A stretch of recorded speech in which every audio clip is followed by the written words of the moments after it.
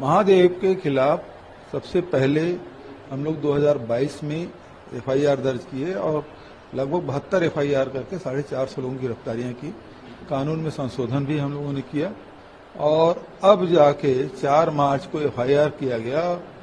और होता ये है कि जैसे एफआईआर होता है तुरंत वेबसाइट में अपलोड करते हैं, लेकिन उन्होंने किया नहीं। आज 17 तारीख को दिल्ली से इसको जारी किया गया है।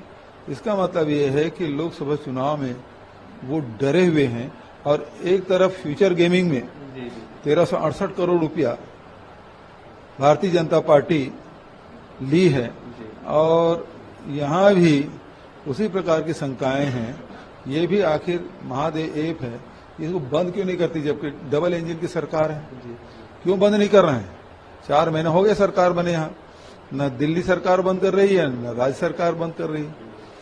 तो जो कार्रवाई हम लोगों ने किया है, तो शंका यही है कि पूरे देश में हमने कार्रवाई की, इस कारण से मेरे खिलाफ एफआईआर हुआ है। इलेक्टोरल बॉन्ड का भी आपने जिक्र किया कि उसके माध्यम से बीजेपी को 6,000 करोड़ से ज्यादा। बिल्कुल सही बात है। ये जो बॉन्ड उसके पास गया है वो आखिर ईडी आईटी के पहले नोटिस या छापा पड़े हैं और उसके बाद 14 कंपनी इसको पैसा दिए हैं। तो लगातार ये दबाव और धमकी के माध्यम से चंदा उगाही करने का जो आरोप है पूरे देश में, ये पिछले 10 साल में सबसे बड़ा घोटाला है। क्या लगता है इसके माध्यम से कहीं आपको डराने की कोशिश की जा रही है और लोकसभा चुनाव में जो राजनांदगांव साहब का नाम है उससे डरेंगे? इसका स्पष्ट अर्थ है कि वो राजनांदगांव लोकसभा चुनाव भारतीय जनता पार्टी हार चुकी है और इस कारण से बदनाम करने के नए नए हथकंडे अपना रहे हैं।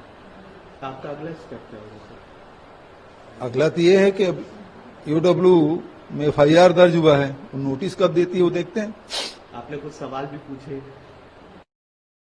मुझे गिरफ्तार कर सकते हो तो करो उसका नहीं, जो कार्रवाई करना करें।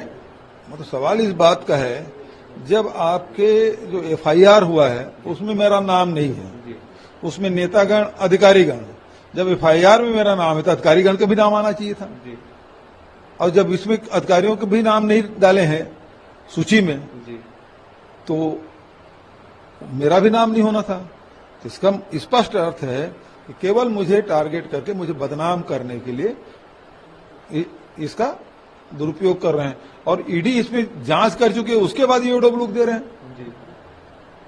तो इसका क्या अर्थ है कि ईडी इतने दिन तक जांच करती रही, पूरे खंगाल चुके, कहीं कुछ नहीं मिला। और जो असीम दास है वो भी रिट्रैक्शन कोर्ट में प्रस्तुत कर चुके हैं। दूसरे लोग, जो सबसे बड़ी बात यह है कि जनरल कौंसलेट ऑफ दुबई में भारत सरकार की जो कौंसलेट है उसके सामने में शुभम सोनी बयान देते हैं, उसकी गिरफ्तारी नहीं होती और कौंसलेट जनरल है वो हाई कोर्ट में एफिडेविट देते हैं कि इसके लिए मैं इसकी जिम्मेदारी नहीं लेता। तो इस प्रकार की जो बात है तो स्पष्ट है कि उसी के अधिकारी उसकी जिम्मेदारी नहीं लेते उसके बयान का, तो वो तो अपने आप में बात खंडन हो रहा है।